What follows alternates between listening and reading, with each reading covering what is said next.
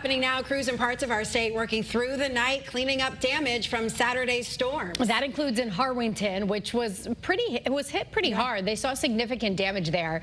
Your reporter Sierra Jordan live there this morning will look at some of the progress being made before state leaders are actually going to tour that area today. Sierra.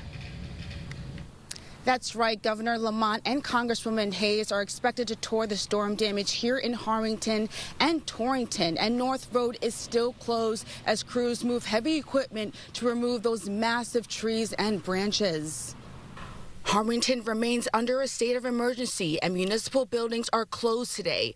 Throughout town, downed trees and large branches continue to block roadways, making it difficult for crews to reach some of the hardest hit areas. Crews have been working around the clock along Lead Mine Brook Road, one of the areas hit the hardest. The town's first selectman says there is still a lot of ground to cover. We have not let up. We don't plan to let up. We'll be here for you. And if you have anything to report, please dial 911 for urgency. Anything else can go straight through to the town hall. Around 9:45 a.m., the governor and Congresswoman Hayes will be here touring the storm damage, and will have their reaction and the latest developments both on air and the WFSB app. Your reporter live in Harwinton, Sierra Jordan, Channel 3 Eyewitness News.